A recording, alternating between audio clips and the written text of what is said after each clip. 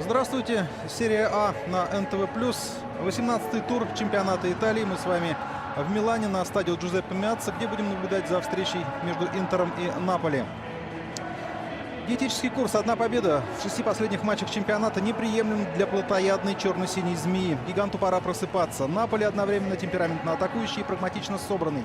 Это серьезный раздражитель и серьезный соперник для такого топ-клуба, как Интер. Это матч-вызов для Интера. Вот такую цитату я себе позволю.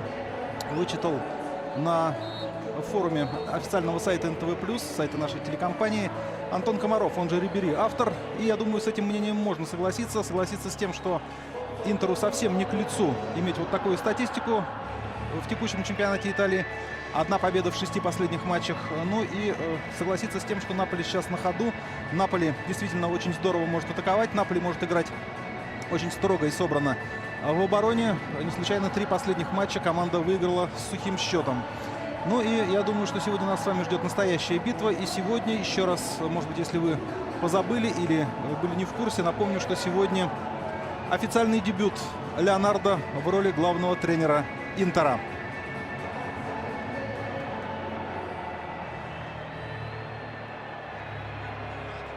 Составы команд с расстановкой на ваших экранах. Но я думаю, что через пару-тройку минут мы еще раз их проговорим.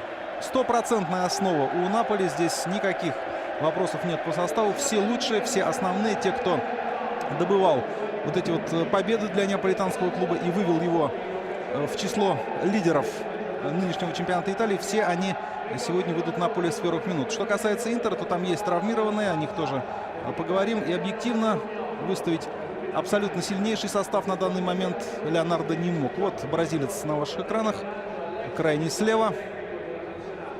Позировал фоторепортером, раздавал улыбки направо и налево, когда появился на стадионе. Ну, посмотрим, какое будет у него настроение по окончании этого матча.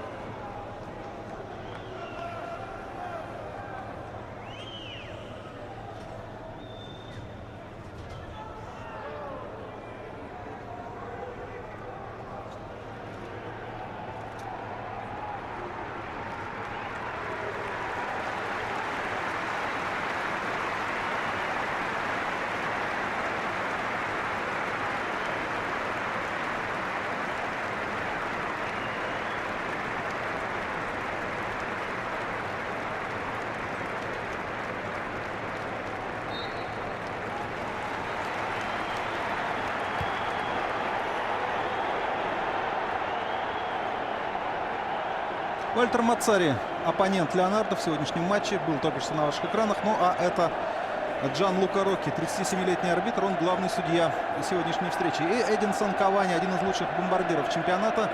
Диего Милито, лучший снайпер Интера в сезоне минувшем.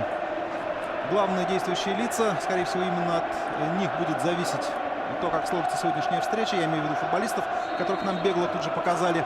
И матч начался. К составам команд еще раз. Интер. Лука Кастеллаци в воротах под 12 номером. В поле 12-й Иван Кордоба. 2-й, прошу прощения, Иван Кордоба. 6-й Лусио. 26-й Кристиан Киву. 13-й Майкон. Под 19 номером Эстебан Камбьяссо. 5-й Деян Станкович. 8-й Тиаго Мотта. 4-й Хавьер Санетти. 22-й Диего Милито и 27-й Горан Пандев. Леонардо тренирует миланский Интер. Состав Наполи: Морган де Санктис. В воротах 26-й номер. В поле 28-й Пауло Канаваро. 6-й Сальваторе Ароника. 14-й Уго Армандо Кампаньяро. 5-й Микеле Пациенца. 23-й Вальтер Гаргано. 17-й Марек Гамшик. 8-й Андреа Дассена. 11-й Кристиан Маджо. 22-й Эсекель Лавесси и под 7-м номером Эдинсон Кавани. Вальтер Маццари тренирует Наполи. Ваш комментатор Олег Пирожков. Минуту уже команды сыграли. Пока, естественно, разведка. И будем думать, что это будет разведка боем. Майкон с мячом. Пас на Станковича. Станкович успел тут еще напоследок обидеться на Рафу Бенитеса, уже теперь бывшего тренера Интера, за то, что тот не включил его в состав на финальный матч клубного чемпионата мира. Интер напоследок все же завершил календарный 2010 год победой победой в международном турнире. И вот здесь вот перед началом матча болельщики Интера растянули огромнейших размеров баннер с изображением золотого Оскара и присудили вот этот футбольный Оскар 2010 года своей команде. Я думаю, присудили заслуженно, потому что Интер выиграл все, что можно. Интер стал чемпионом Италии, обладателем Кубка Италии, победителем Лиги чемпионов и клубным чемпионом мира.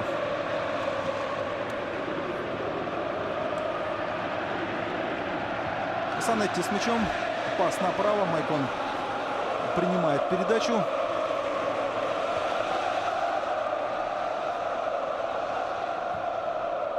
Лусио. Кристиан Киву занял место на левом фланге обороны. Были разговоры о том, что может в связке центральных защитников появиться новичок Интера Андреа Раноккия, совсем недавно заключивший с клубом контракт на 4,5 года, перешедший из Дженоа. Но Раноккия сегодня остался в запасе. И вот атака хозяев. Удар по воротам и счет открыт. 1-0. Тиаго Мотта. По центру вспороли буквально оборону Наполи хозяева. И Мотта нанес неотразимый удар в левый от голкипера угол ворот.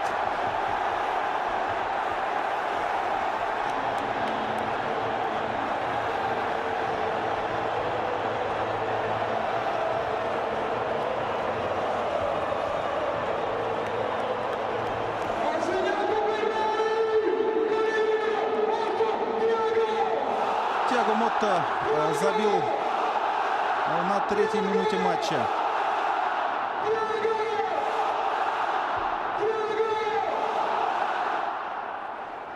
Отличная комбинация. Все делается быстро, в касании. И Мотта бьет с левой ноги точно в левый от голкипера нижний угол. 1-0. Ну вот такое начало, наверное, идеальное с точки зрения Леонардо, с точки зрения его тренерского дебюта. Команда очень активно начала матч и сразу же организовала голевую атаку. По сути, первая же опасная атака хозяев завершилась взятием ворот. Наполи не пропускал в последнее время. Практически команда выиграла 3 последних матча с одинаковым счетом 1-0. В том числе последний свой поединок в чемпионате Италии 19 декабря у Лечче дома. И тогда победный гол забил на последней минуте матча Эдинсон Кавани. Но теперь вот одного гола для победы Наполи уже не хватит. И Станкович молодец в этой комбинации поучаствовал. Ну и сам завершающий удар, конечно, был очень хорош. Крайне мало было шансов у Де Сантоса выручить свою команду. Но Наполи известен нам как команда волевая, как команда, умеющая страстно атаковать. И как команда, которая не сдается до последних секунд матча, как бы ни складывалась ситуация на поле. Я думаю, что вот этот гол, быстрый гол, станет хорошей затравкой. И мы увидим классный футбол. Подача справа. Выбит мяч за пределы штрафной. Это постарался Станкович. Пандев. Пас налево. Оттуда Милита пытался вырезать мяч в центр на подключавшегося Станковича. Теперь ответ Наполи. Здесь нарушает правила Киву. И первая желтая карточка в матче за фол против Эсекиэля Лавесси.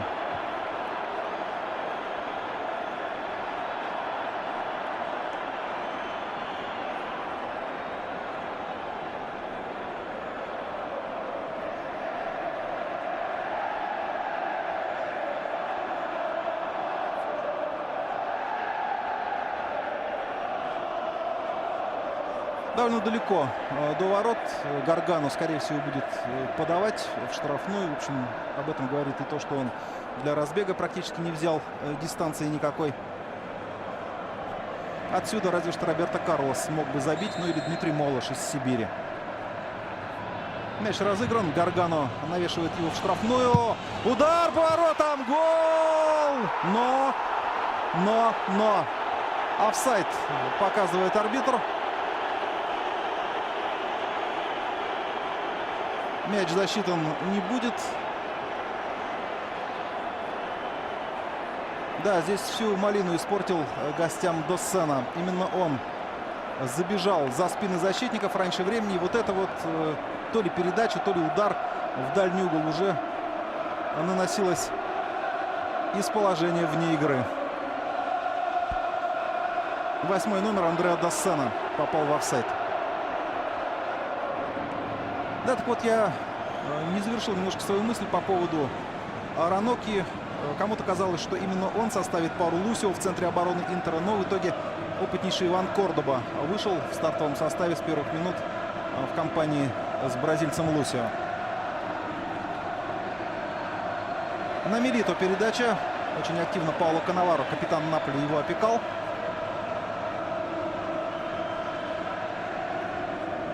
Что касается потерь Интера, то напомню, что дисквалифицирован на несколько матчей Самуэль Этоо, травмированы Снейдер, Филиппе Коутиньо, Самуэль выбыл до конца сезона. Ну и Джулио Сезар также с травмой. Голкипер, основной голкипер, он не может играть и сегодня не попал в запас. Даже Пауло Орландони, опытный голкипер, давным-давно уже отсидевший себе все, что можно на скамейке запасных Интера.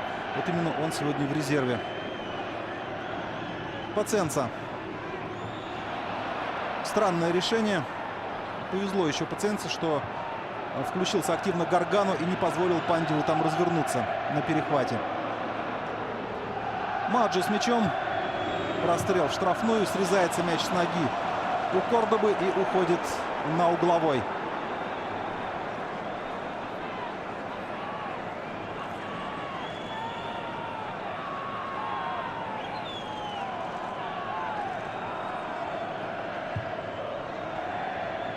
Мяч разыгран. Компаньяро.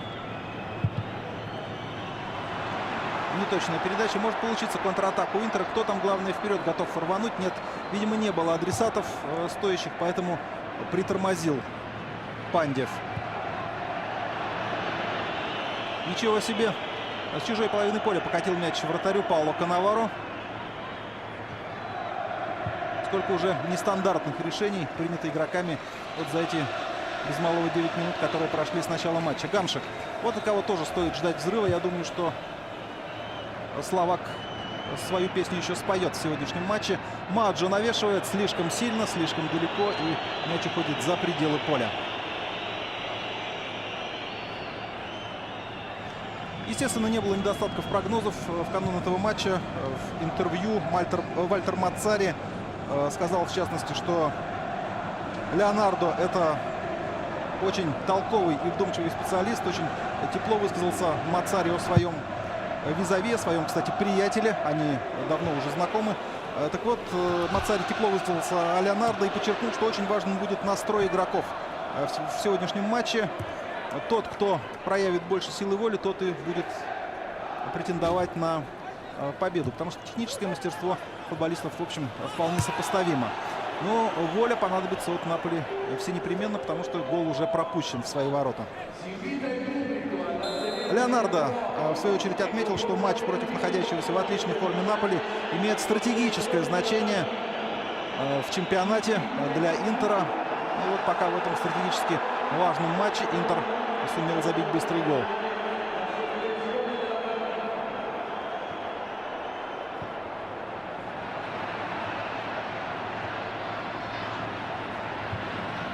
Перехватили мяч хозяева. Падение на подступах к штрафной. Горан Пандев оказался на газоне. Штрафной удар назначен. И желтая карточка будет предъявлена. Получает ее 6-й номер Сальваторе Ароника. 1-1 по желтым карточкам. Нарушение, безусловно, было.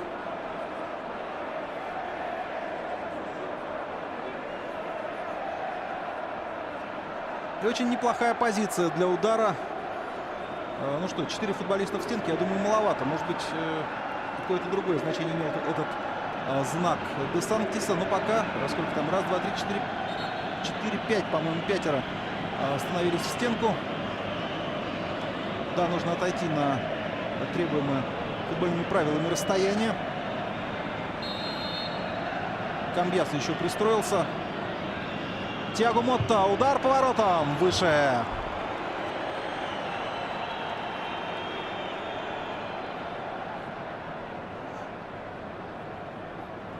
Тиаго Мотта, напомню, открыл счет в этом матче на 3-й минуте. Так что, если вы припозднились к началу нашего репортажа, то многое потеряли. Но я думаю, что этот гол еще будут повторять режиссеры по ходу сегодняшней трансляции.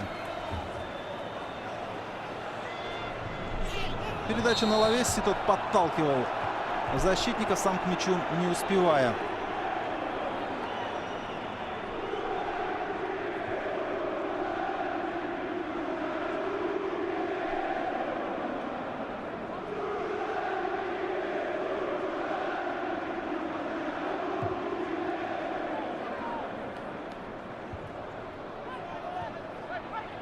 Майкон.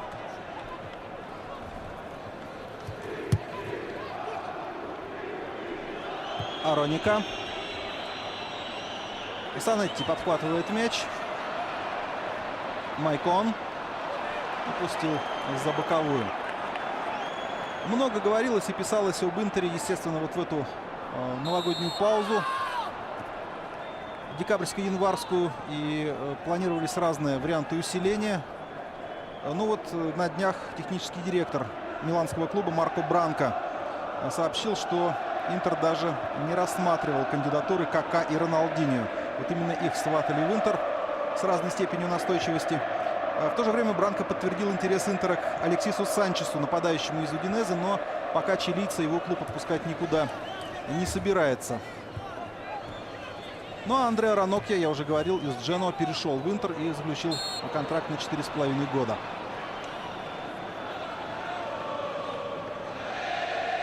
В связи с потерей Вальтера Самуэля, конечно, вот эта вот зона центральных защитников должна была быть укреплена в Интере, но и это было сделано оперативно. Паценца. Ароника. Канаваро. Длинная и примерно точная такая передача. Правда, там очень здорово позиционно сыграл защитник, поставил корпус, и Маджо никак было уже не успеть к мячу.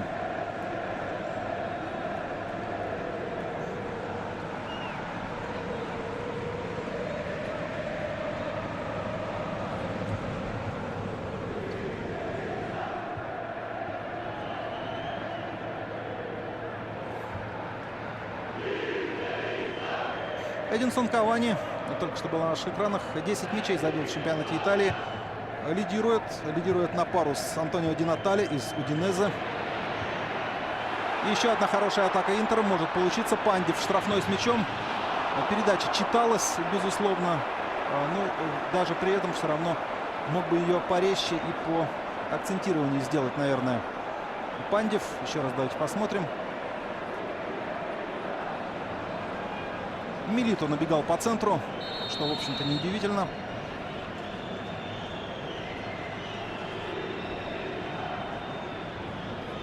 Автор голевой передачи Станкович пришел в чужую штрафную. Навес. Показалось, что не слишком уверенно вышел Де Сантис, но мяч оказался за пределами штрафной. Интер продолжает атаку. Киво.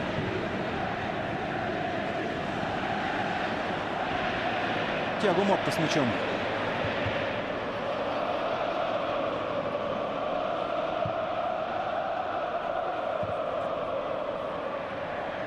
Камбьясо. Под удар Станковичу теоретически, но там Марек Гамшик все прочитал и перехватил мяч. Станкович. Пандев. Камбьясо. Пас в касание на Диего Милито. В какой-то степени можно говорить о том, что дисквалификация Самуэля Этоо предоставляет дополнительный шанс Милито для того, чтобы вновь напомнить о себе. Пока только 3 мяча забил аргентинец в этом чемпионате Италии. При Бенитосе он потерял место в стартовом составе. Но у Леонардо, возможно, какие-то другие будут взгляды на построение атакующей игры, и, может быть, в чуть более лучшем, что ли, положении окажется Милито, нежели это было при Бенитосе. Так что не только Станкович, но и некоторые другие футболисты Интера могут сетовать на то, что Бенитос не слишком много возможностей им давал проявить себя. Коротким, но достаточно бурным получился период царствования Рафа Бенитеса в Интере. Скептицизма было очень много еще в момент назначения его. Ну и скептики теперь могут, наверное, напоминать о том, как правы они были. Ничего путного у испанца не получилось в Интере, и пришлось освободить свой пост. Но вот клубный чемпионат мира команда выиграла, одержала 2 крупных победы с одинаковым счетом 3-0. И, что интересно, 6 мячей в ворота чемпионов Азии и Африки. А в составе Интера забили 6 разных футболистов. Неплохо разыграно. Лавесси уже весь перемазаться успел. Подхватил мяч Санетти, сделал передачу вперед, но там лайнсмен зафиксировал положение вне игры у Диего Милито.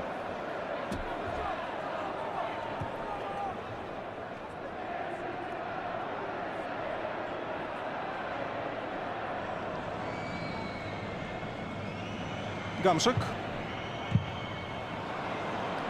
Срезка у Камбьясо. Бывает такое. Главное, что мяч не в ворота полетел. Атаку угловой. С правого крыла своей атаки будут подавать гости. И сделает это Эсекиэль Лавесси.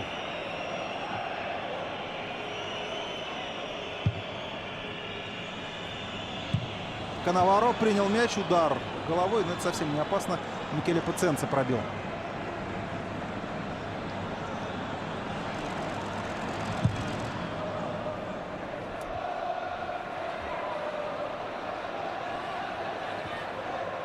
Пандев пасует на Майконо. Бразилец приближается к штрафной. Передача как ответный реверанс в сторону Пандева, но мог бы чуть-чуть поточнее сыграть, наверное, Майкон.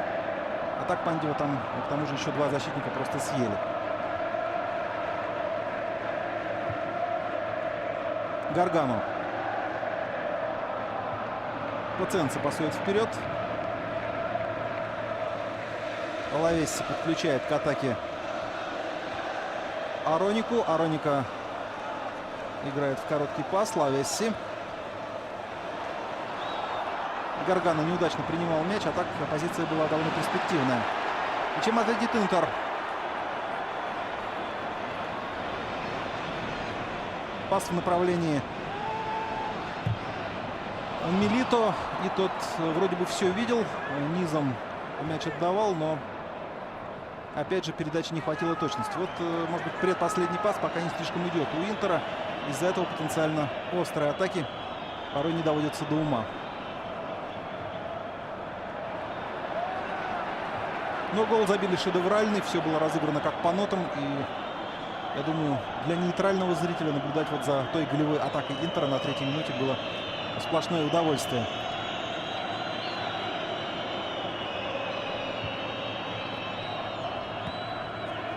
Майкон. Санетти.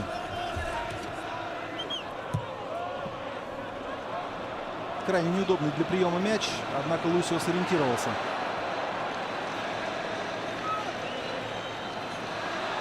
Ошибается Санетти, играет умышленно рукой и получает желтую карточку.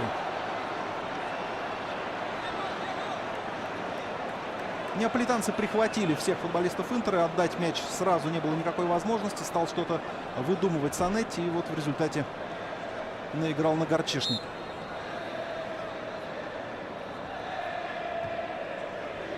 Гаргано.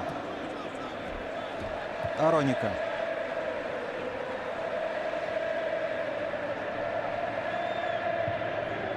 Видите, Наполи побольше владеет мячом на старте матча в первой половине первого тайма. Вот эти цифры, они подтверждают такое визуальное впечатление о том, что гости пытаются прибрать инициативу к своим рукам, но ситуация им диктует необходимость отыгрываться, и Наполи старается изо всех сил передвинуть игру к воротам Интера.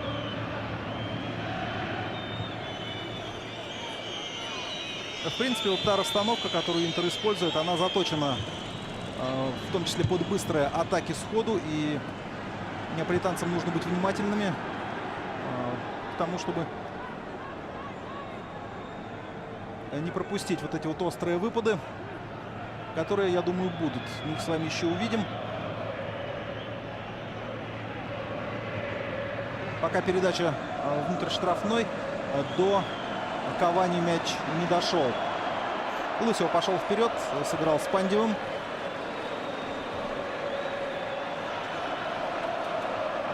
Ну, Пандева, по сути, загнали в угол вот этим пасом. Рядом были только соперники. Взрывным стартовым рывком Пандев не обладает, поэтому прогнозируемая потеря произошла.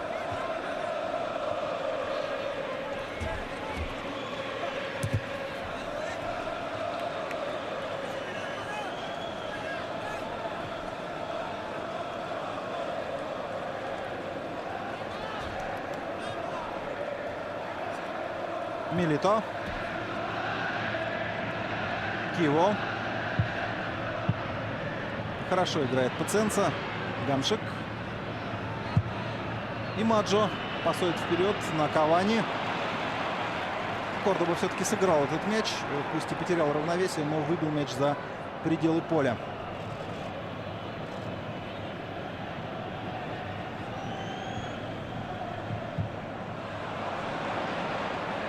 Лавеси постоянно рискует. Вот, может быть, вам бросилось в глаза, что довольно высок процент брака в его действиях пока в этом матче, но каждое его действие направлено на обострение.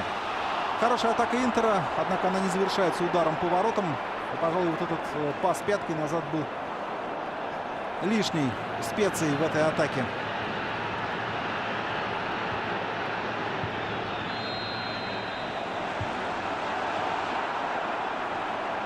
Не слышал своего голкипера Лусио, хотя Кастеллаци явно говорил, предупреждал о том, что он выходит забирать этот мяч, но все обошлось. Для Интера пока не без волнения действуют хозяева, это заметно. Я думаю, что это можно списать и на тренерский дебют. Все-таки футболисты тоже все живые люди и понимают важность этого матча.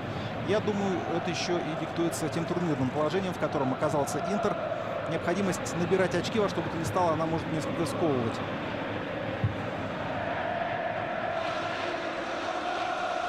Даже таких звезд, которые собраны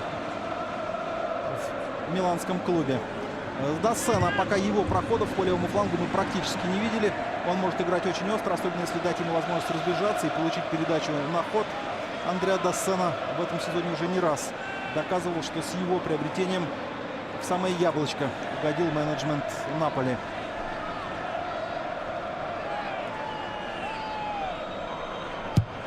Угловой слева. Навес. Удар по воротам. Гол. 1-1. 1-1 становится счет. Празднует Микеле Паценца. В упор буквально бил головой и пробил руки Кастеллаци.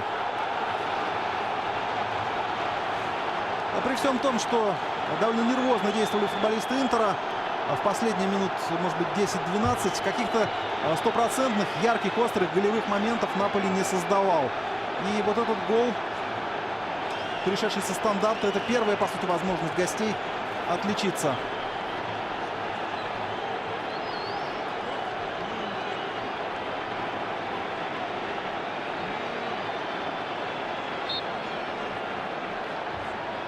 Лавеси записывает на свой счет голевую передачу. И вот полюбуйтесь на Паценцу.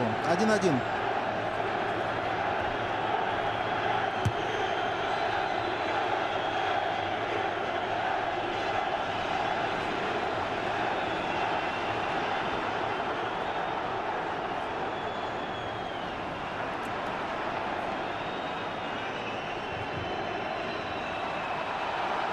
Паценца с мячом. Пас на Лавеси. Лавеси набирает скорость и продолжает бежать. Но не спасовал Кордоба. Вот он, опыт уже за 30 колумбийскому защитнику. Он все прекрасно понимает, умеет читать игру на зависть многим. И сейчас не дрогнул после того, как неожиданно и очень резко стартовал Лавеси и едва не оказался первым на этом мяче. Ну, видите, что дождь в Милане Поле, однако, в довольно приличном состоянии для этого времени года. Его нельзя назвать идеальным. Впрочем, на Сан-Сиро, на стадионе Джузеппе Меацца, поле всегда вызывало какие-то нарекания. Ну, по крайней мере, таких бросающихся в глаза неровностей, канав каких-то не видно на поле. И, в общем, нужно, наверное, похвалить работников стадиона. Газон они к этому матчу подвели, в принципе, в очень неплохом состоянии.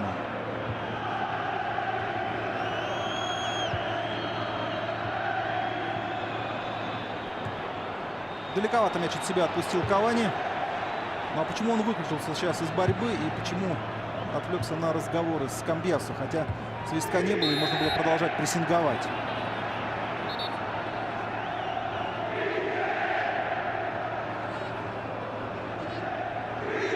Довольно бурной выдалась первая половина первого тайма. 2 забитых мяча, 3 желтые карточки.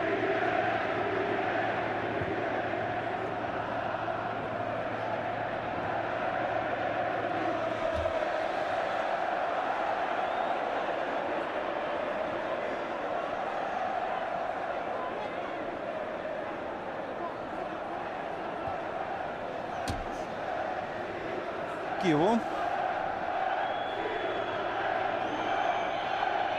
Лусио. Майкон. Санетти. Камбьясо. Станкович жестко принимал мяч, конечно, и еще благо для Интера то, что контратаки не случилось, потому что там 3 футболиста Наполи уже находились на чужой половине поля, в том числе Лавеси, в том числе Кавани. И каждый из них мог поучаствовать в этой гипотетической контратаке. Тиаго Мотта. Майкон. Милито разворачивается. Станкович. Тиаго Мотта. Тиаго Мотта тоже довольно долгое время был травмирован. Но вот вернулся в строй. Забил очень важный первый гол в этом матче. Не прочь еще раз отличиться. Здесь теряет мяч. Можно продолжать игру. Кавани. Передача. Кавани строго по центру двигался к воротам. И его нейтрализовал Хавьер Санетти. Что там с Тиаго Моттой? Пока не может подняться, но я думаю, что какой-то экстренной помощи медицинской ему не потребуется.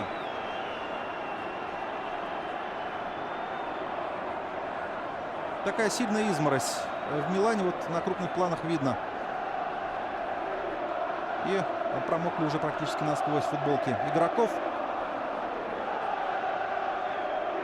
Вряд ли кто-то на это будет обращать внимание. Я думаю, что матч-битву, которую многие ожидали, мы с вами уже получаем. Вот уже по первому тайму.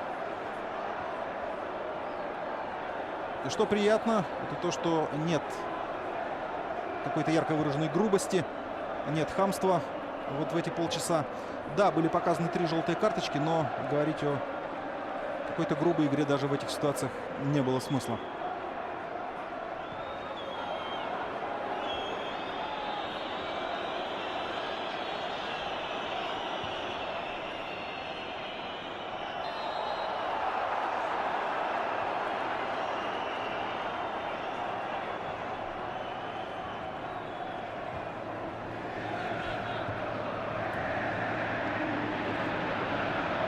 Маджи с мячом, правым флангом атакует Наполи.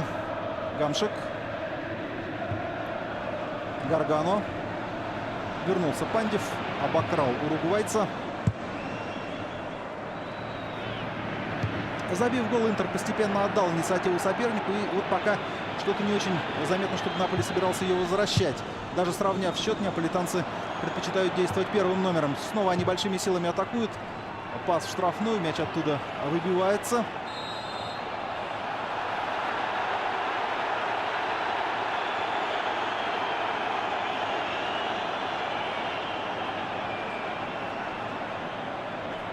Лосио. Вот чем хорош Лавеси. Он постоянно в движении, постоянно старается осложнить жизнь игрокам обороны соперника. Лавеси и Кавани выдвинуты вперед. Гамшик чуть из глубины действует.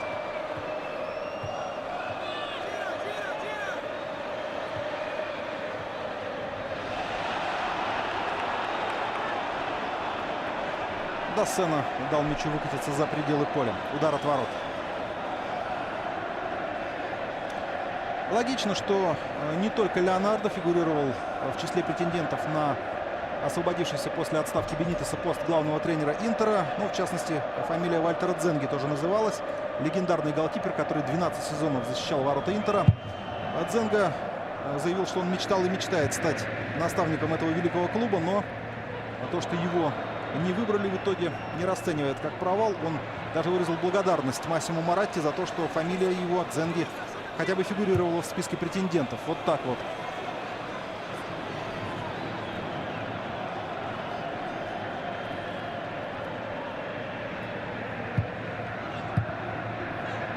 У Леонардо, в общем, опыт тренерской работы пока даже скромнее, чем у того же Дзенги, что логично, потому что Леонардо на 9 лет моложе.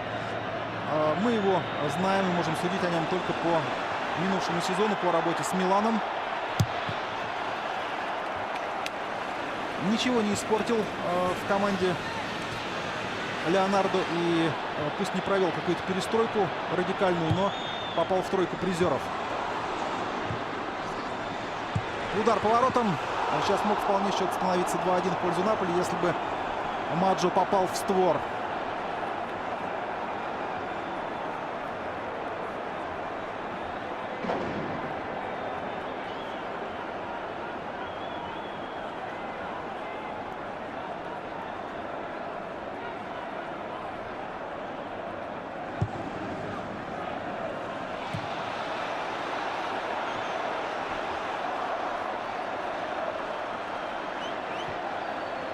Милито.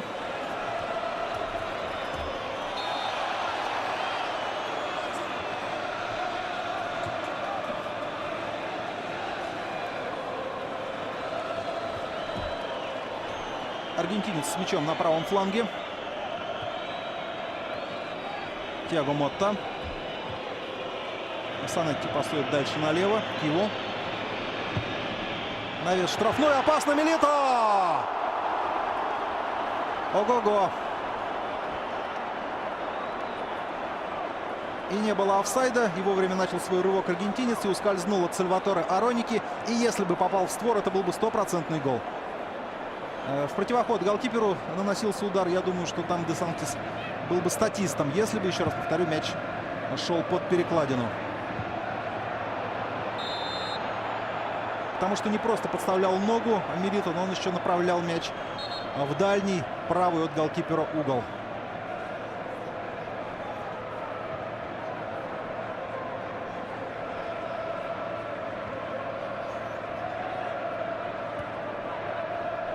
Будем считать это молниеносным ответом на острую атаку Наполи, которая завершилась пару минут назад опасным ударом Маджо рядом со штангой.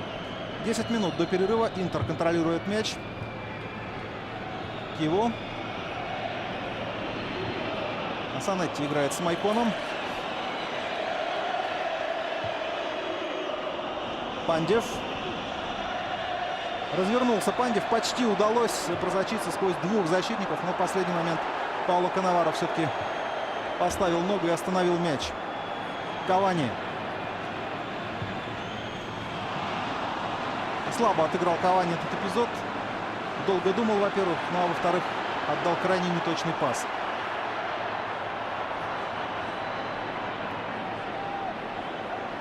Милито.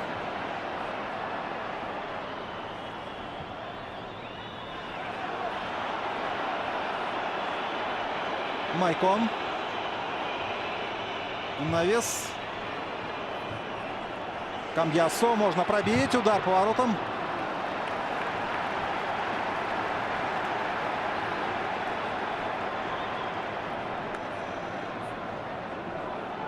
Кордоба. Станкович.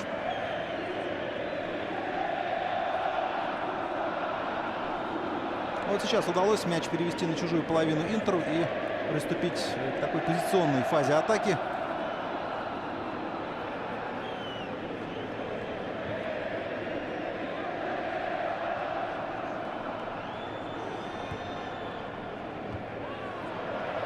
Санетти.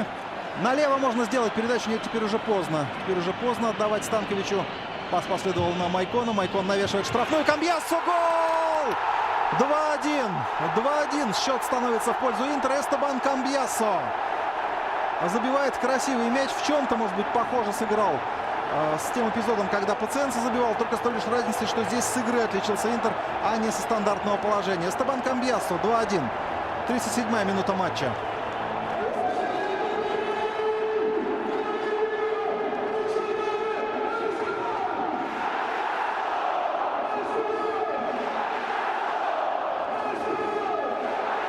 Отличная передача Майкона. Пауло Канаваро проиграл единоборство Камбьяссо, и тот поразил ворота.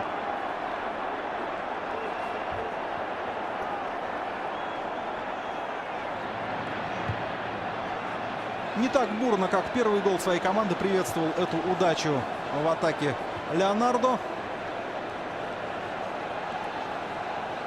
Посмотрим, чем ответит Наполи. И самое главное, как себя поведет Интер. Я думаю, что ошибки не должны повторить футболисты миланского клуба. Вот сделать так же, как они поступили в середине тайма, когда отошли большими силами на свою половину и попытались на контратаках подловить соперника, а в результате пропустили мяч со стандарта.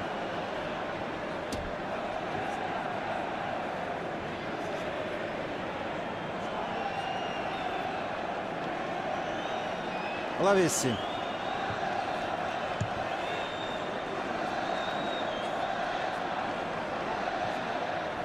Тиаго Мотта выбивает мяч ближе к центральному кругу. Гамшик.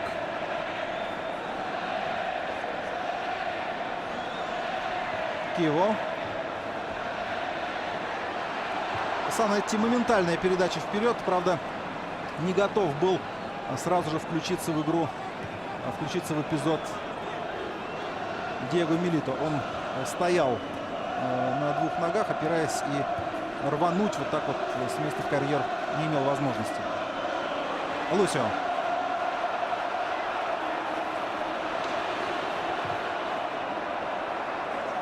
Зарылся немножко Лусио. Если бы оценил ситуацию чуть раньше и чуть трезвее, то мог бы заметить, что справа одинок Пандев, и можно на него сыграть. Кавани.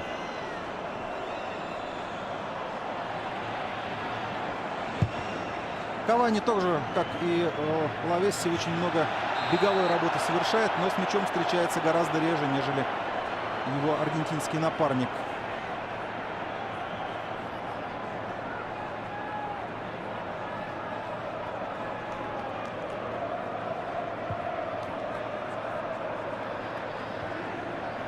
Майкон.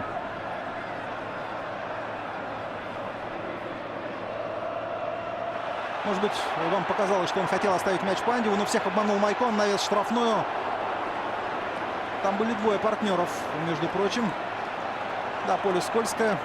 Сейчас одновременно сразу два футболиста упали. Довольно забавный, комичный где-то эпизод. Кавани.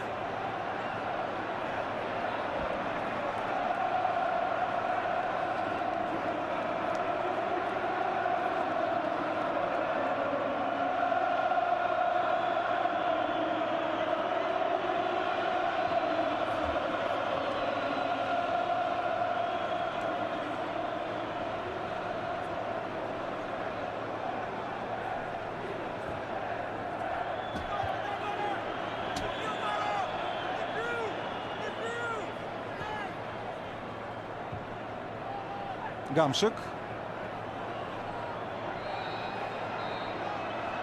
Маджо. Прострел Кавани. Не успевает, точнее опережает его Кордоба, в очередной раз прочитавший ситуацию выше всяких похвал.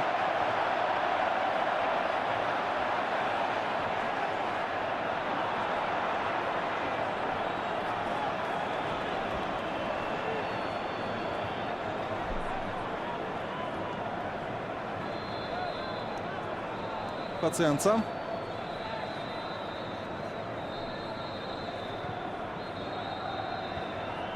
Ароника. Лавесси.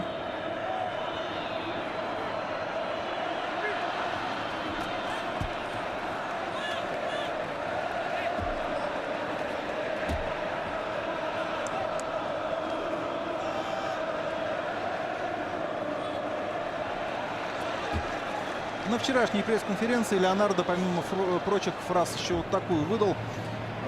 Интер как команда уже понимает, как ей нужно играть. И мне остается лишь поработать над важными частностями.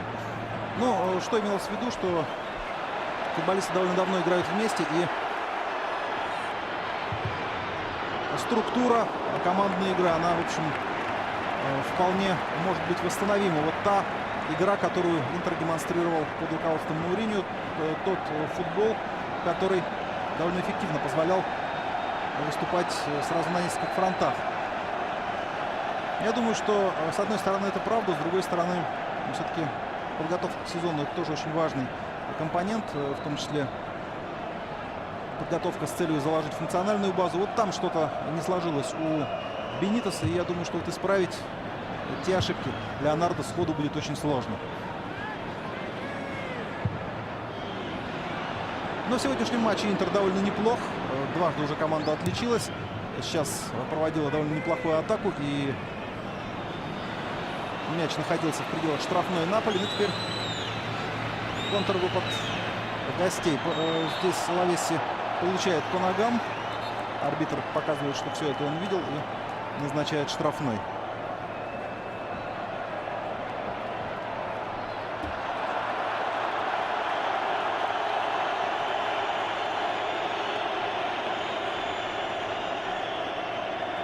Быстро мяч попытались разыграть гости. В итоге его потеряли. 1,5 минуты до окончания первого тайма. 2-1. Интер выигрывает у Наполи в 18-м туре чемпионата Италии. Тиаго Мотто и Эстебан Камбьясо отличились в составе хозяев. И у Наполи забил мяч Микеле Пациенца.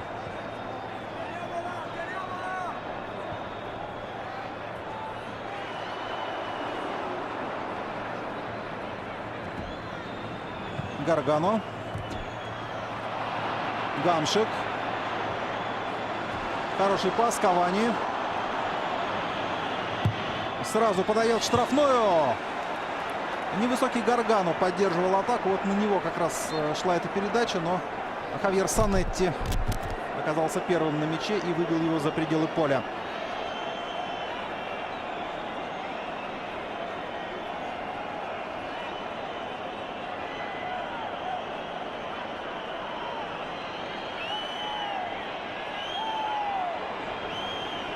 Один угловой уже принес успех Наполи в этом матче. А теперь подача на дальний угол вратарской. И еще один раз придется повторить попытку, на этот раз с противоположного фланга.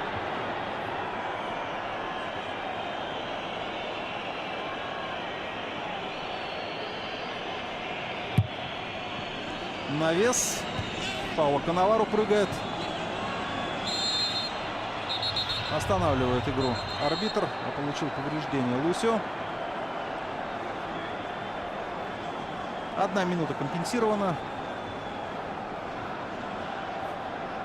И под аккомпанемент дождя Интер доводит этот тайм до победы. Но пока всего лишь тайм, а не весь матч.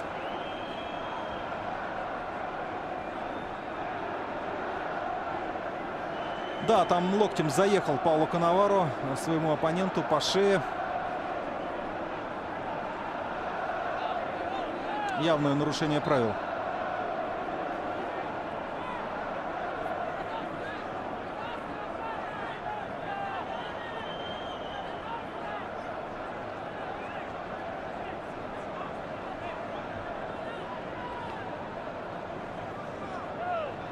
Забавно, что штрафной Рокки не назначил.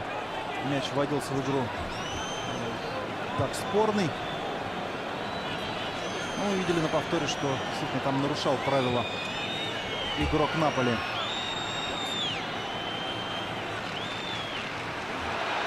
Последняя атака Интера может получиться. Милито пасует вперед. Станкович приближается к штрафной. Удар по воротам. Не сильно пробил. Продолжалась еще атака, но Пандюс не поспел к мячу. Гамшик.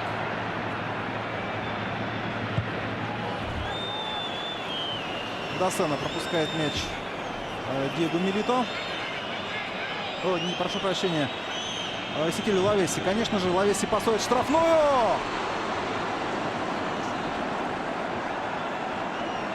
Ну что ж, очень оптимистично заканчивается первый тайм.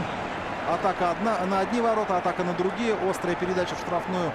Еще раз, если мы в таком же духе будем с вами лицезреть тайм второй, думаю, что не заснем долго, потому что такие матчи должны запоминаться. Посмотрим, что будет во втором тайме, пока отдыхаем. Перерыв.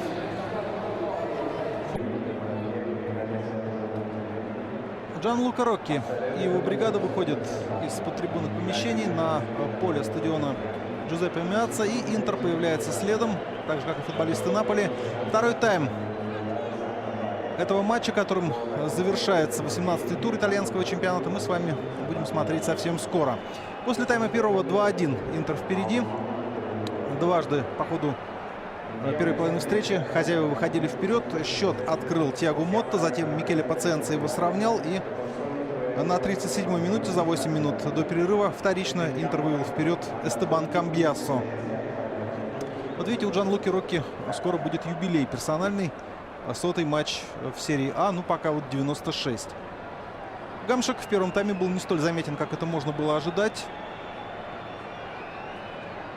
Что касается содержания игры в целом, то Интер, пожалуй, поопасней атаковал. И вот КПД атакующих действий у миланцев был повыше, чем у Наполи. Это даже я говорю не потому, что хозяева дважды забили, а гости один раз, просто потому, что чаще свои атаки до логического завершения Интер доводил, что выразилось в частности в количестве ударов по воротам.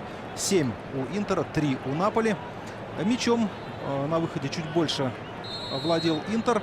51% времени, 49, соответственно, у Наполи. 2 угловых подали хозяева, 5 подали гости.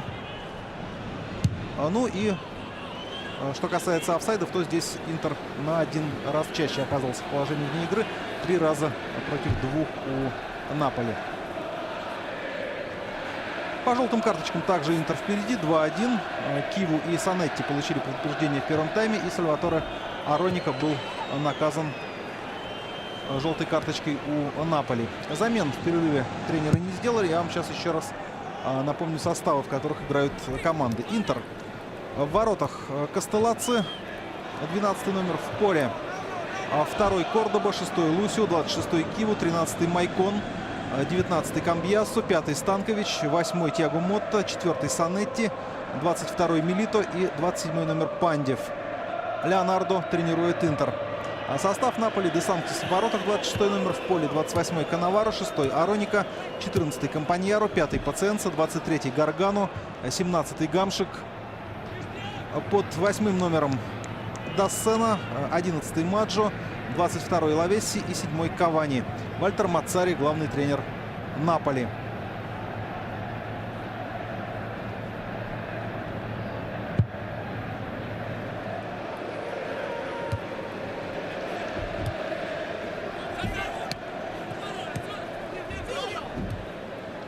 Маджо направлял мяч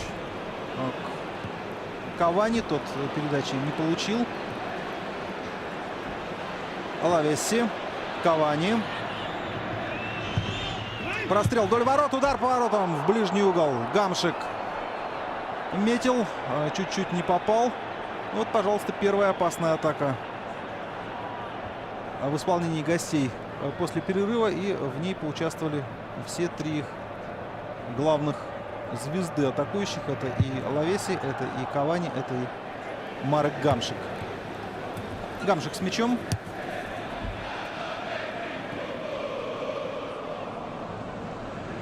Канаваро.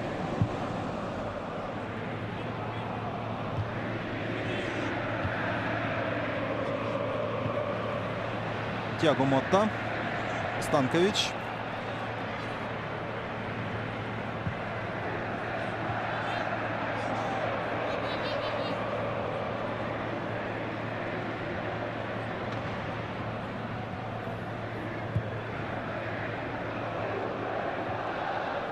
Пандев.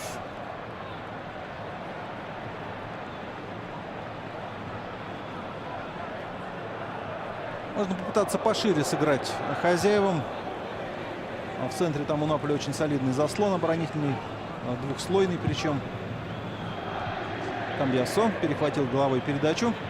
Санетти. Майкон. Станкович себя предлагает по бровке. Майкон пасует непосредственно в штрафную. Здесь Милито.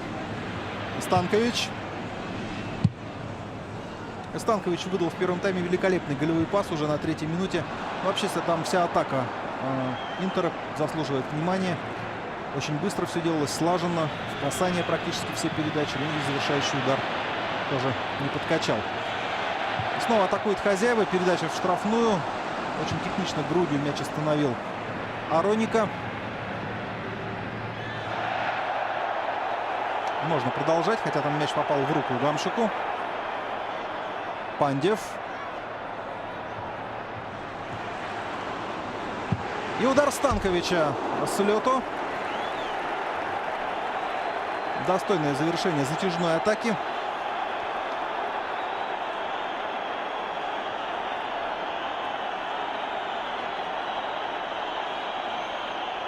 А здесь нам, видимо, еще раз хотят показать момент, когда мяч попал, да, в грудь действительно Ароники. Там никакого нарушения правил не было.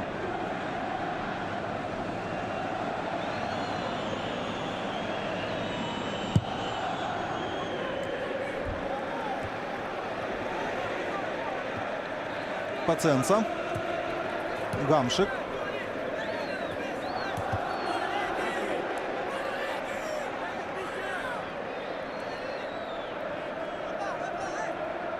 Наполи подходил к этому матчу с большими перспективами. Сейчас у неаполитанцев 33 очка, у Лацио 34. И у Лацио на один матч больше.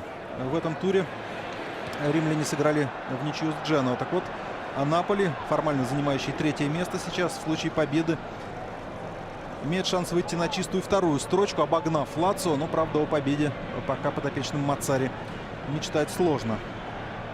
Пока они проигрывают. Что касается Интера, то команда Леонардо делит 8-ю и 9-ю строчки с Сампдорией. Но напомню, что Интер провел лишь 15 матчей. Если все доиграет, когда все доиграет, вот можно будет уже более адекватно судить о его перспективах. Но понятно, что бороться за Скудетто в нынешнем сезоне уже будет архисложно. Сейчас Интер отстает от лидирующего Милана на 13 очков.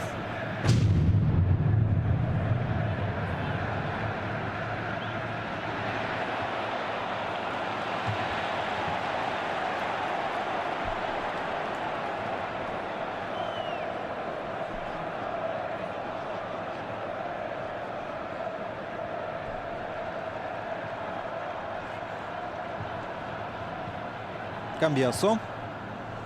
Станкович. Киво. Пропустил мяч.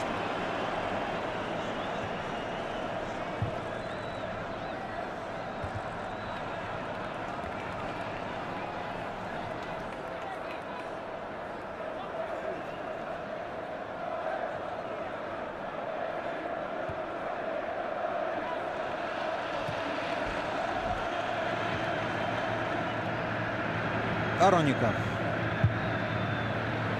Длинный пас на Эдинсона Кавани. По ситуации чаще всего с Кавани рядом находится Кордоба. И пока нельзя упрекнуть колумбийца в позиционных каких-то ошибках, либо в недостаточной концентрированности. Нет, здесь все в порядке, и не дает развернуться Кавани Иван Кордоба. Неплохой удар с дальней дистанции. Наносил его Секель Лавесси, вышедший в свежей футболке после перерыва.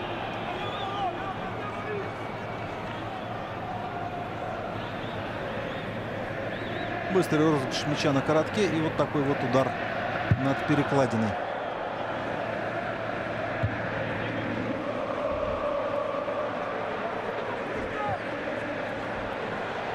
Пас Камбиасо. Здесь уже в положении вне игры находился Диего Милито.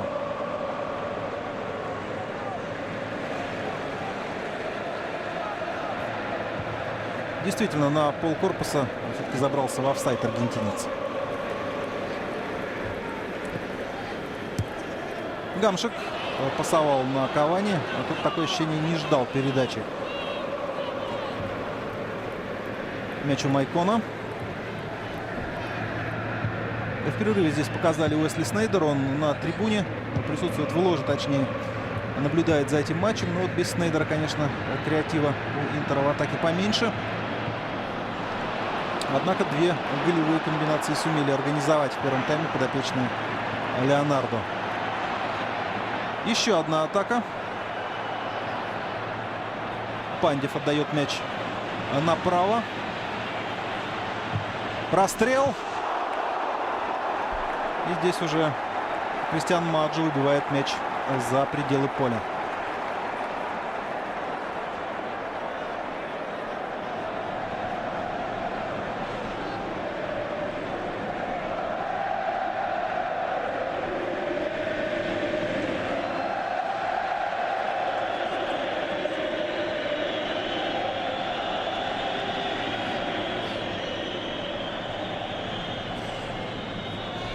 Пандев будет подавать. Удар поворотом. Гол! 3-1 счет становится.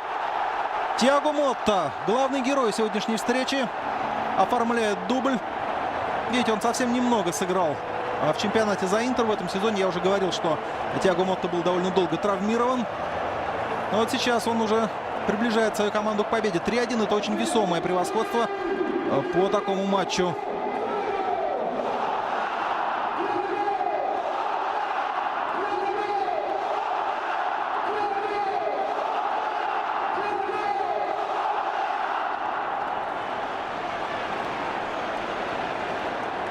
Еще раз давайте посмотрим.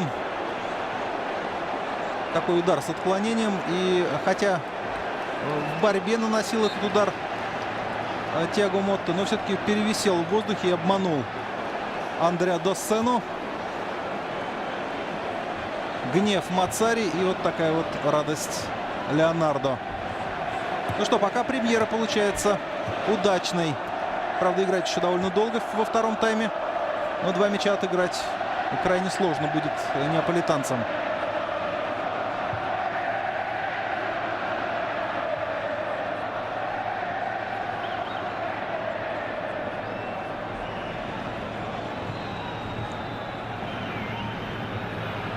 Потерял мяч Лавесси. Санетти. Гаргано прессингует.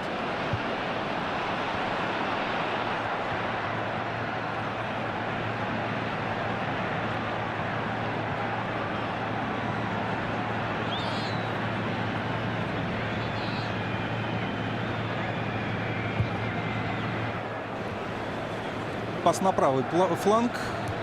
Мяч принял Лавесси. Сыграл с Гамшиком.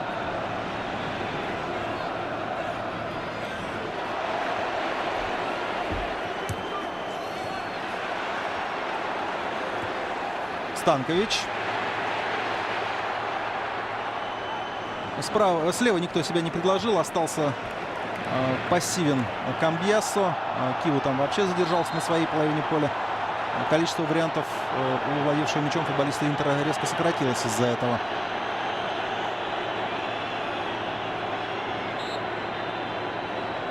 Еще раз нам показывают этот третий гол Интер и второй для Тиаго Мотты.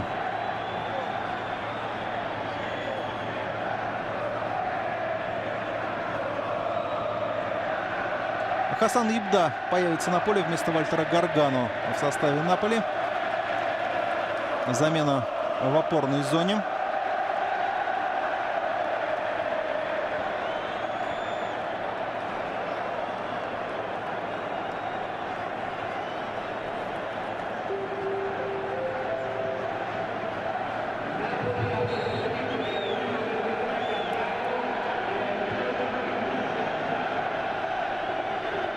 Забавно наблюдать, что Ибда вышел на поле в перчатках, хотя и в майке с коротким рукавом. То есть вроде бы и теплолюбив, да и положено ему таковым быть, но и морозоустойчив. Так вот все в одном флаконе. Пас поперек поля. Мяч у Майкона.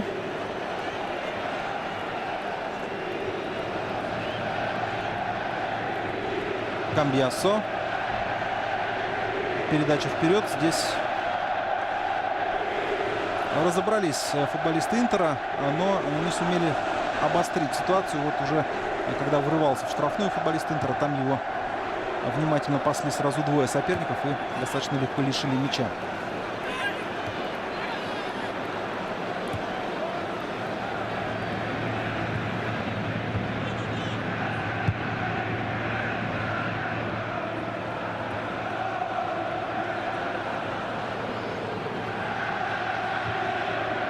Длинная передача от Кордобы.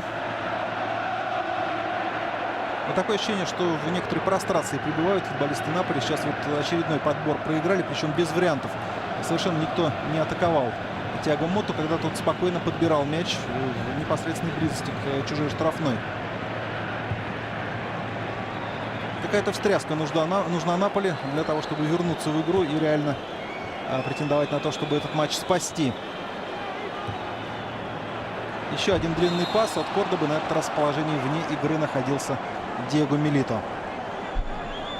Интер потерпел 3 поражения в 4 последних матчах. Но опять же, все это уже относительно давняя история, потому что 2 последних тура итальянского чемпионата Интер пропускал, находясь на розыгрыше клубного чемпионата мира.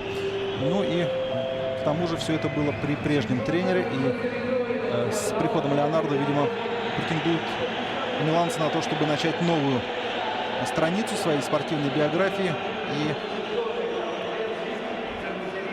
от прошлого дистанцироваться. Хотя вот количество потерянных в таблице очков, оно не дает такой возможности все забыть и начать абсолютно с чистого листа. Станкович.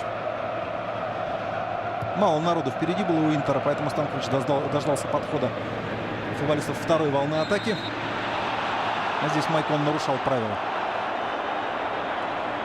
Ну что, полчаса еще есть у Наполи. В принципе, срок достаточный для того, чтобы перевернуть матч. Но нужны к этому какие-то предпосылки. Пока во втором тайме игра гостей производит не самое благоприятное впечатление. Все-таки до перерыва Наполи был более активен, более целеустремлен впереди, чем сейчас.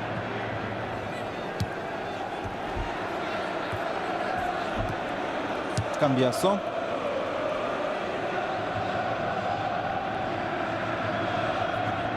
Доссена. Ебда.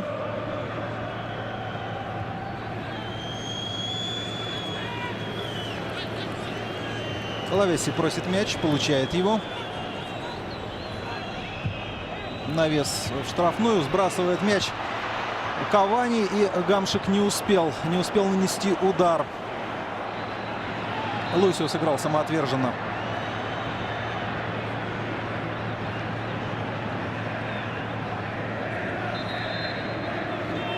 Леонардо отмечал на вчерашней пресс-конференции, предшествующей этому матчу, что зимняя пауза помогла ему получше узнать игроков, познакомиться с их возможностями. Но понятное дело, что все точки над «и» вот в этом предварительном знакомстве должен был расставить сегодняшний матч. И пока все складывается как нельзя лучше и для новоиспеченного наставника Интера, и для его подшефных.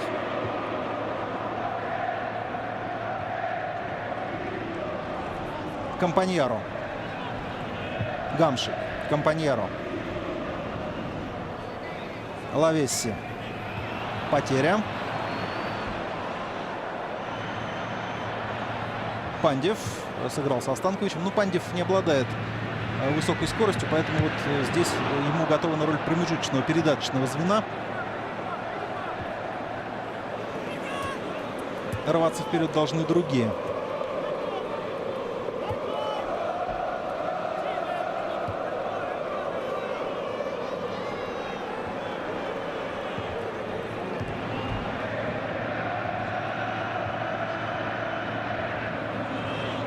Санетти.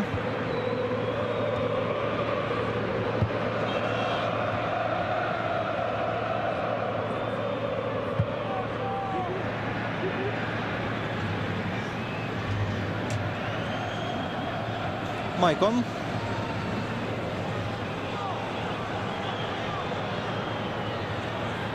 Нет, здесь слишком стали мельчить футболисты Интера, и было крайне сложно продраться вдоль бровки. Гости мяч перехватили. И тут же прессинг. И еще одна очень удачная попытка. И мяч отобран.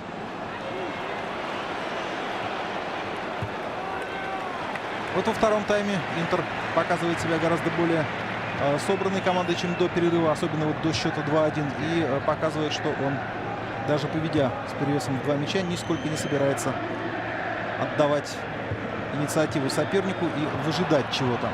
Интер готов ковать счастье собственными руками. Я думаю, что третий мяч еще в этом сослужил добрую службу хозяевам. Он раскрепостил их в достаточной мере. И мы видим тот Интер, который, наверное, не прочь видеть регулярно в каждом матче его поклонники. Даже с учетом отсутствия нескольких футболистов. Даже с учетом того, что Уэсли Снейдер сегодня не играет. И Этоо нет. Но вот видите, даже без этих ключевых, казалось бы, фигур в атакующей линии команды Интер забил 3 мяча. Пока 3, потому что играть еще 25 минут.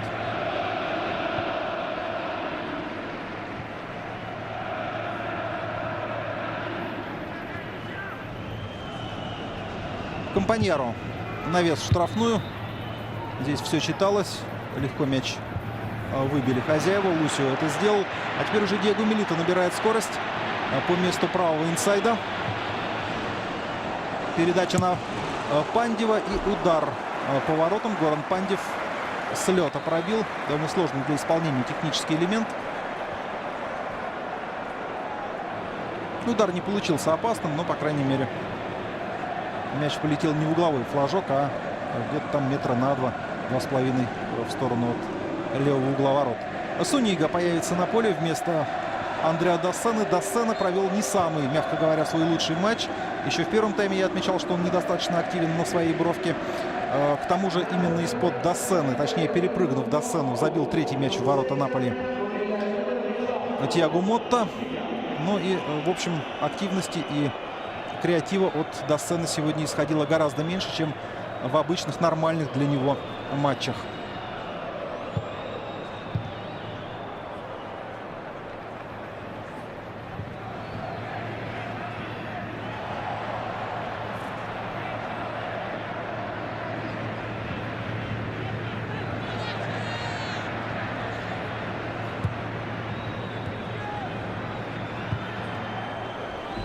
Кристиан Киву с мячом.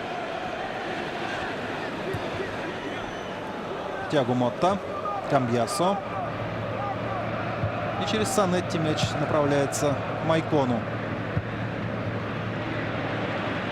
И снова Санетти.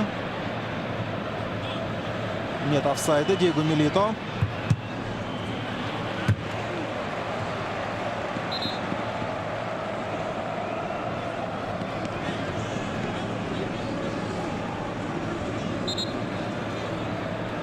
У Наполи, кстати говоря, довольно неплохая статистика выездных матчей была вот перед этим туром. 9 встреч на чужих полях, 5 побед, 2 ничьи, всего лишь 2 поражения. Но мы говорили о том, что команда Маццари умеет прибавлять по ходу встреч, умеет ударно проводить концовки. И в концовках игр Наполи собрал немало очков. И по прошлому сезону мы это замечали, и вот по нынешнему. Однако сегодня все складывается совсем неудачно для Наполи. Сейчас еще и желтая карточка будет показана.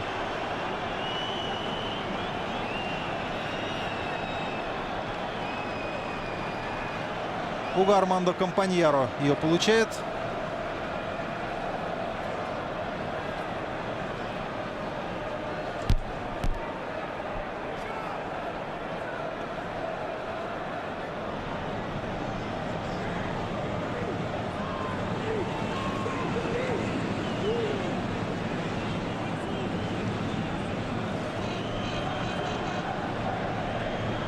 Будет подавать Кристиан Киву. Численное преимущество собственной штрафной, что логично у футболистов Наполи.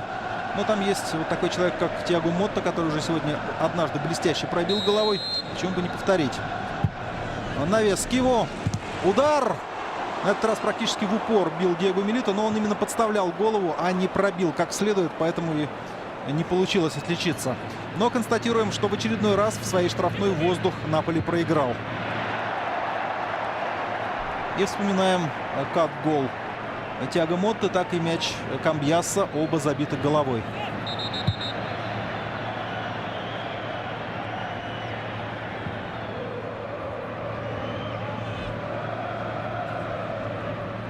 Лазарет Наполи в преддверии этого матча, в отличие от лазарета Интера, был практически пуст. Ну, если не считать Кристиано Лукарелли, который выбыл на довольно длительный срок и в этом сезоне уже на поле не появится. Вот все остальные в строю. Я не случайно говорил, что стопроцентно боевой состав на этот матч имел возможность выставить Вальтер Маццари. Но вопреки этому Интер пока лучше. Лучше и настойчивей идет вперед и бьет по воротам Хавьер Санетти.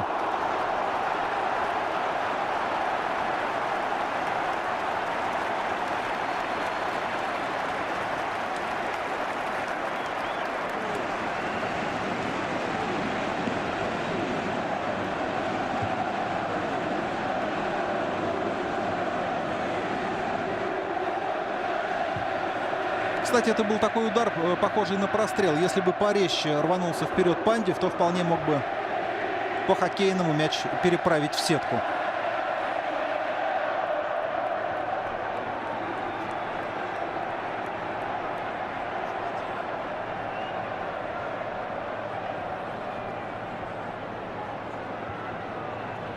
Киво.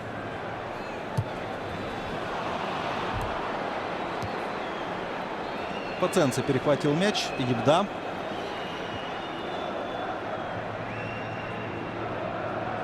Еще больше мячом владеет Интер во втором тайме. Сейчас вот соотношение 55-45 уже в пользу хозяев. Но в данный конкретный момент с мячом неаполитанцы. Удар по воротам. Довольно бледная попытка проявить себя в исполнении Хасана Ебда. 3-1 счет. Именно такой счет был зафиксирован в минувшем сезоне в матче Интера и Наполи на стадионе Джузеппе Меатса. Ну а в Неаполе команды разошлись миром 0-0. Но в минувшем сезоне Интер рвал всех и вся. И в очередной раз, в 5-й раз подряд был коронован как чемпион Италии.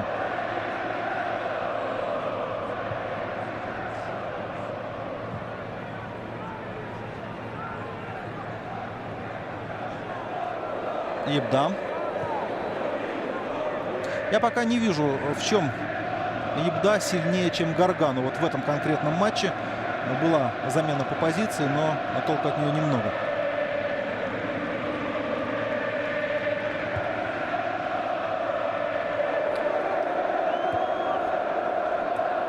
Маджо.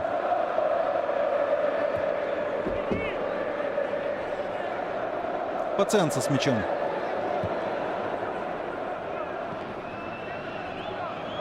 Лавесси. Ибда. Компаньяро. И нет вариантов впереди. Никто рывков не совершает, никто зоны не освобождает. За Кавани присматривали аж двое.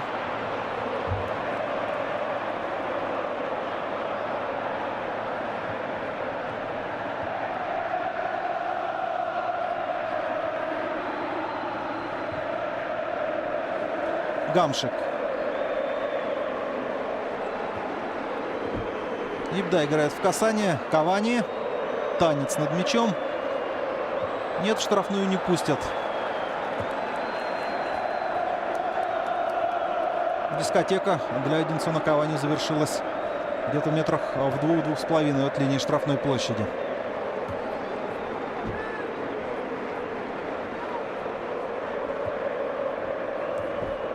Маджо.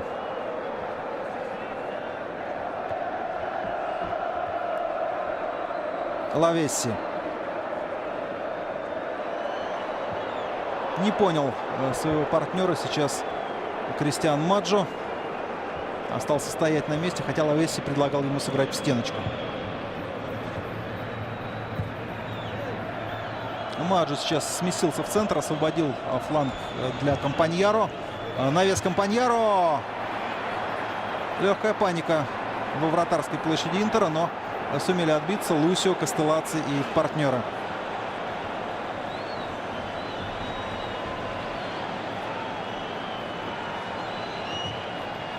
Навес.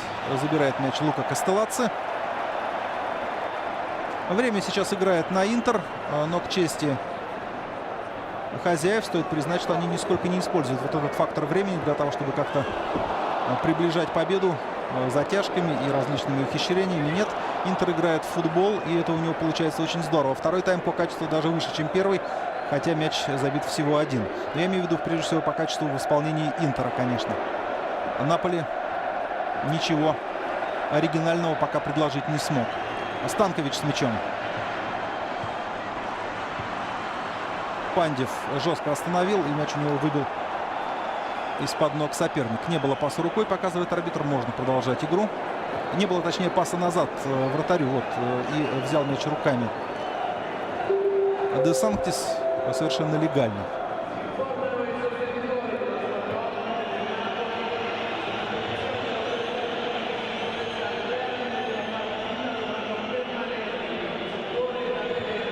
Лавеси навешивает штрафную. Здесь снова рядом с Кавани оказывается бдительный и внимательный и безошибочный Иван Кордоба.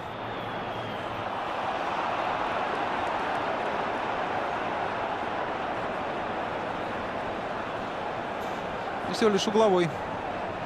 Ну как всего лишь, в первом тайме свой гол Наполи забил именно после подачи углового. Хосе Эрнесто Соса сейчас выйдет на поле, пока Лавесси подает. Удар по воротам, это было опасно. Маджо.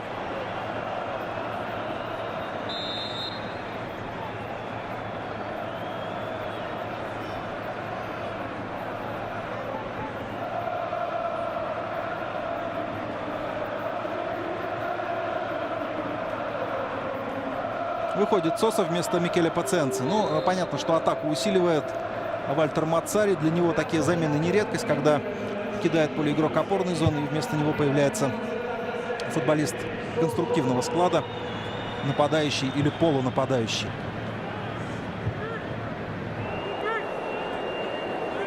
Времени вот только маловато у Наполи, меньше 15 минут.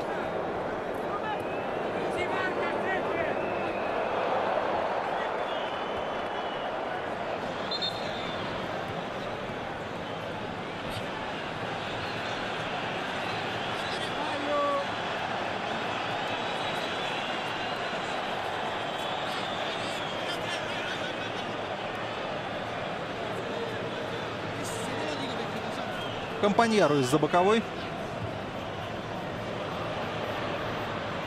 Гамшик теряет мяч. Выбрался из офсайда Диего Милито вовремя очень. Последовала как раз передача ему.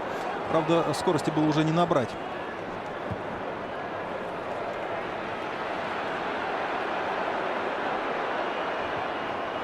Подача.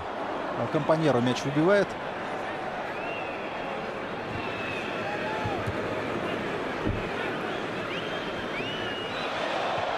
Соса уже поучаствовал в борьбе за мяч.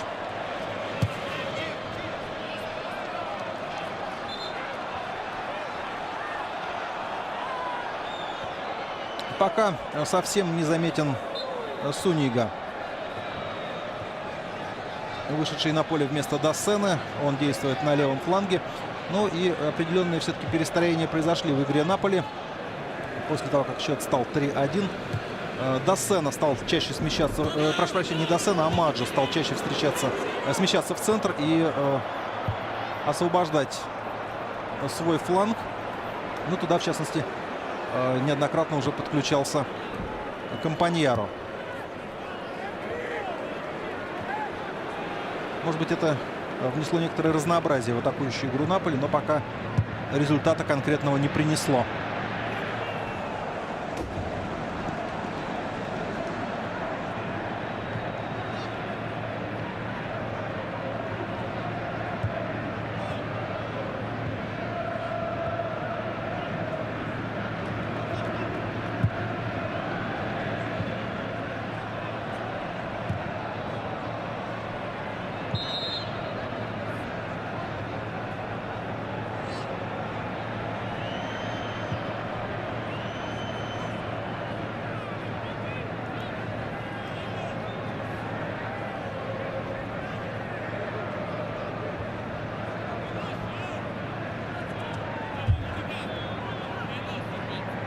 Макдональд Марига сейчас выйдет на замену в составе Интера. Никого еще пока не менял в своей команде Леонардо. Хотя вот, может быть, какие-то предпосылки к этому уже и появлялись. Можно освежить как-то игру в центре поля. Выпустить игрока полного сил и минимизировать риск и угрозы в исполнении футболистов Наполи. Ну вот сейчас, может быть, Сунига пробьет. Да, он это делает, но слишком уж не точно. А вот Вальтер Мацари давно уже реализовал весь свой потенциал в части маневрирования составом и уже произвел 3 замены. Станкович уходит. Очень хороший, очень качественный матч провел опытный серб сегодня. Отдал голевую передачу в самом начале матча на Тиаго Мотту. Активно поддерживал атаки. Мешал развивать наступление футболистам Наполи. Трудился и на подступах к собственной штрафной, и создавал моменты для партнеров. В общем, классическая игра бокс-ту-бокс полузащитника. Вот именно так можно оценить сегодняшнее выступление Деяна Станковича.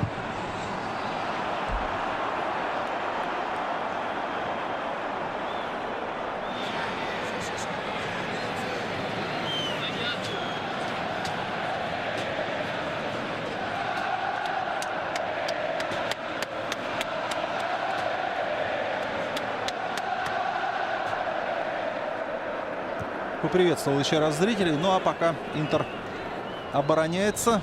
Гости идут вперед. Соса. Маджо. Компаньеро играет с Сосой. Лавесси. Кавани! Ну вот, в лучшие времена, находясь в лучшем состоянии, Кавани хотя бы вторым касанием, но исхитрился бы как-то пробить, по крайней мере, сделал бы попытку. А здесь, не завладев сразу мячом, если вы обратили внимание, Кавани стал апеллировать к арбитру, показывая, что соперник сыграл рукой. Это очень характерный момент. Не лучший, далеко не лучший матч и для Эдинсона Кавани в частности. Но пока вот у нас Майкон получает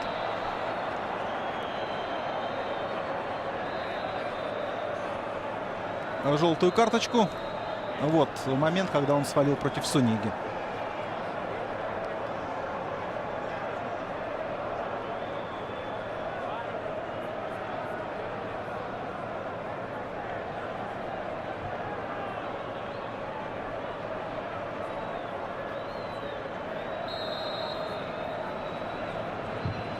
Подача в штрафную. Удар по воротам. Хасан Ибда напомнил о себе. Но Кастелладзе совершенно без эмоций, без нервов справился с этим мячом. Бьябьяни выйдет на поле в составе Интера. Еще одну замену приготовил Леонардо.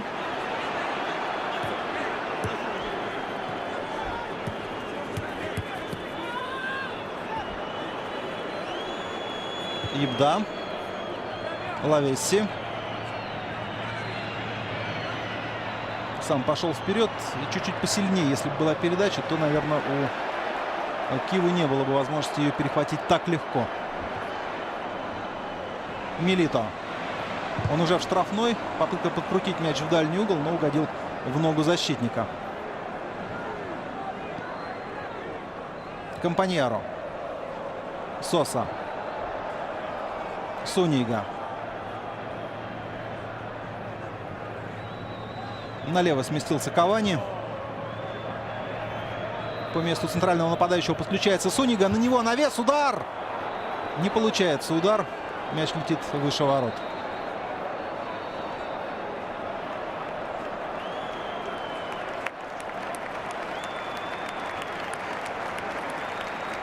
Горан Пандев покидает поле в составе Интера. И как раз вместо него Джонатан Бьябьяни.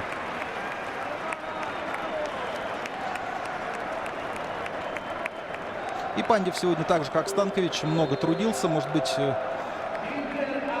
процент удачных технико-тактических действий в его исполнении был чуть пониже, чем у серба, но все равно достаточно высокий.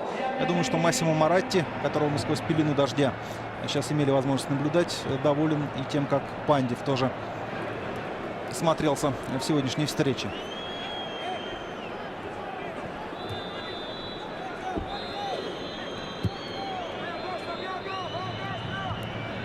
Ароника. Гамшик. Лавесси. Кампаньяро. Навес в штрафную. Чтобы не искушать судьбу, Майкон выбил мяч на угловой.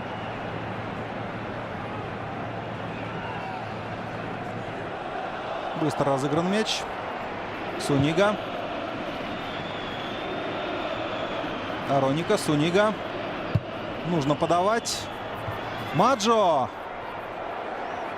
Соса. И удар по воротам. Еще один удар. Удар в створ. Эзекиэль Лавесси его наносил, правда, совсем уж не сильно. 6 минут до окончания этого матча. Я не думаю, что слишком уж много прибавит арбитр. Может быть, пару минут максимум.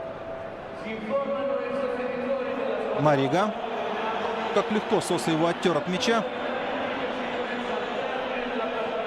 И не доходит передача от Кавани до Лавесси.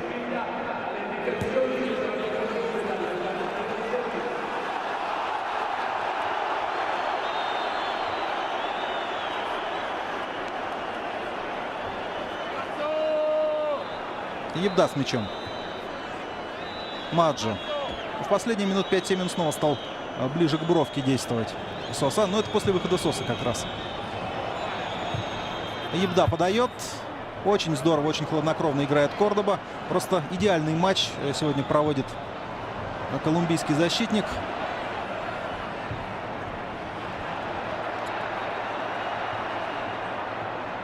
Бьябьяни. Тиаго Мотта.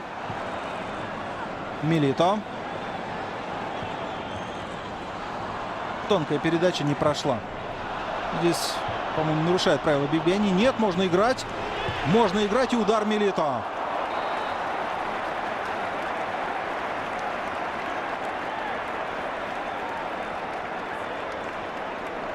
Вот здесь, мне показалось, все-таки было нарушение. Мяча-то не коснулся Бьябьяни. Салим Мунтари. Третья и последняя замена в составе хозяев. Он выходит вместо героя матча Тиаго Мотты. Мотта забил 2 мяча. Он открыл счет. Ну и он сделал преимущество Интера более весомым, забив в начале второй половины встречи. 3-я и 55-я минуты принесли удачу Тиаго Мотти. И вместо него сейчас за 4 минуты до конца появится Мунтари.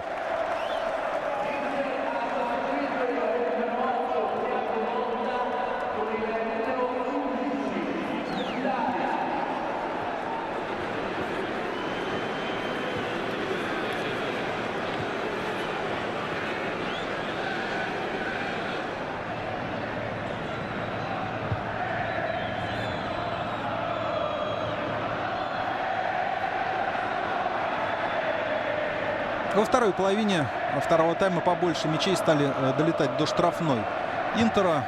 Но сказать, что это какие-то серьезные неприятности принесло обороне хозяев, наверное, все-таки нельзя.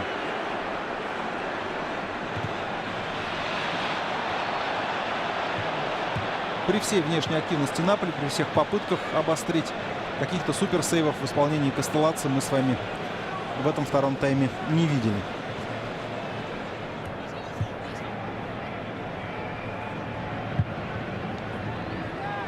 Маджо.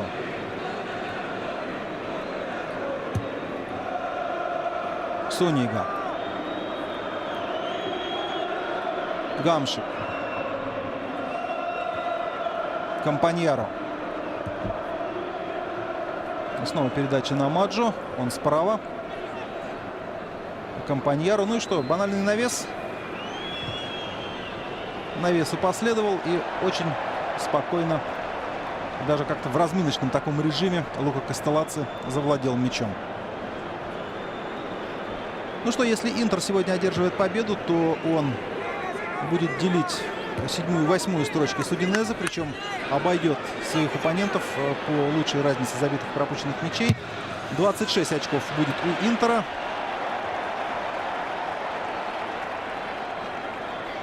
И 2 матча в запасе.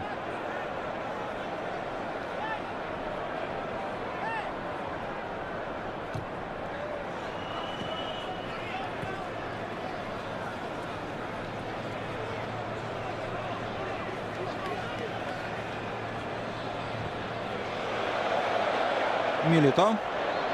Камбьясо. Майкон.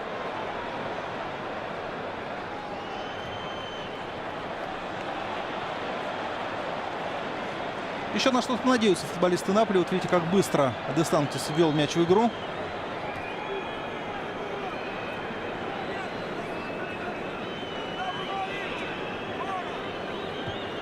Где-то минуты после 60-й, 63-й Наполи стал чаще владеть мячом. Интер перешел на игру вторым номером, на контратакующую модель. Вот поэтому и владение мячом примерно выровнялось. Навес в штрафную. Нет, опять сразу двое стерегут Кавани. Марига.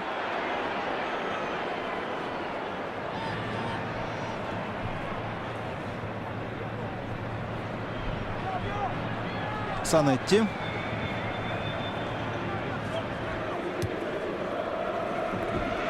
Милито. На Бибьяни передача. Тот очень красиво подыгрывает себе мяч, но пробить уже не удалось.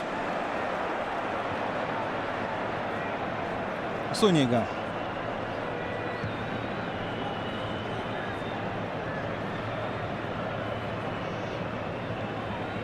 Гамшик. Маджо. Ушел от двоих, и передача была перехвачена Эстебаном Камбьясо. 4 минуты судья добавил. Все-таки довольно значительный промежуток времени еще командам предстоит сыграть. Но игра складывается так, что верить в чудесный камбэк Наполи, наверное, могут только самые отъявленные фанаты этого клуба. Симпатичная команда Вальтера Маццари сегодня все-таки была не так хороша, как мы обычно привыкли ее видеть. И победа Интера заслужена. Так что вот эта диета, на которую вроде бы подсела черно-синяя змея, возвращаюсь к тому, с чего начинал репортаж, эта диета отменена. По крайней мере, на сегодня.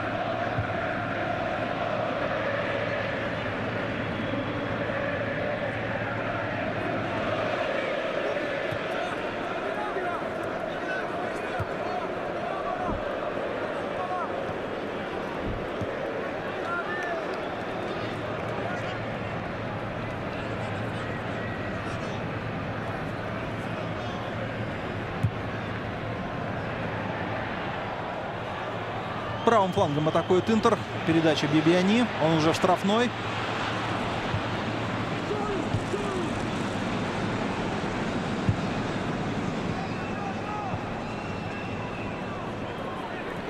А стоит все-таки отдать должное Наполи. Команда продолжала бороться до последних минут. Продолжает сейчас это делать. И мы уже говорили, что с морально-волевыми качествами у неаполитанцев полный порядок. И Вальтер Маццари — это гарант того, что страсти в игре Наполи не убавится в ближайшем обозримом будущем. Кавани сыграл с Лавесси. Лавесси на Гамшика. Гамшик у правого угла штрафной площади принял мяч.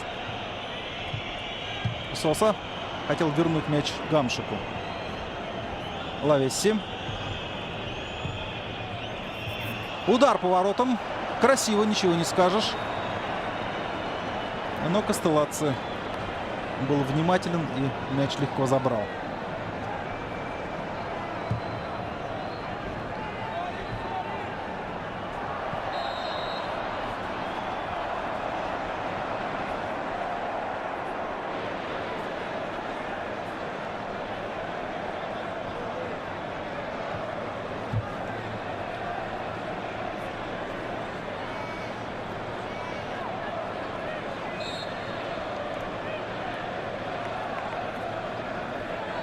Кива у мяча. Разыгрывает Смунтари. Показали нам Леонардо. Он демонстрировал своим футболистам такой характерный жест, чтобы успокоить игру, подержать мяч и спокойно доводить эту встречу до победы. Ну, Интер этим самым и занимается прямо сейчас. Марига. А почему бы вперед не пойти? Мяч застрял в ногах Канаваро. И уже точно последняя минута идет. Лавесси.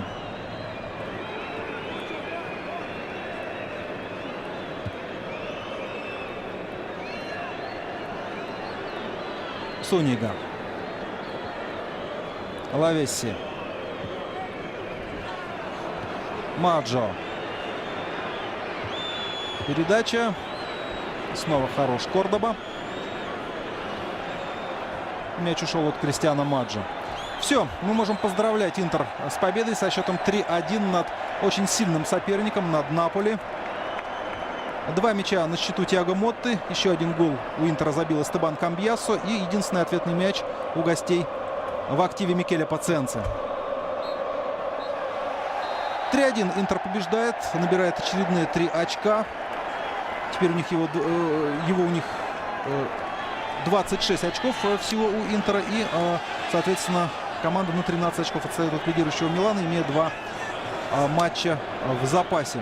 Хорошую игру мы посмотрели. Довольно динамичный футбол. Первый тайм все-таки чуть посодержательнее был, чем второй. Благодаря тому, что Наполи более достойный футбол показывал, чем после перерыва. Но это заслуга Интера в том, что он не дал сопернику показать свои козыри, показать свои наиболее сильные стороны. И не сумела себя проявить грозная атакующая тройка в лице Гамшика, Лавесси и Кавани. 3-1 в пользу Интера в матче 18-го тура чемпионата Италии против Наполи. Вместе с вами футбол смотрел Олег Пирожков. Всего доброго и до встречи.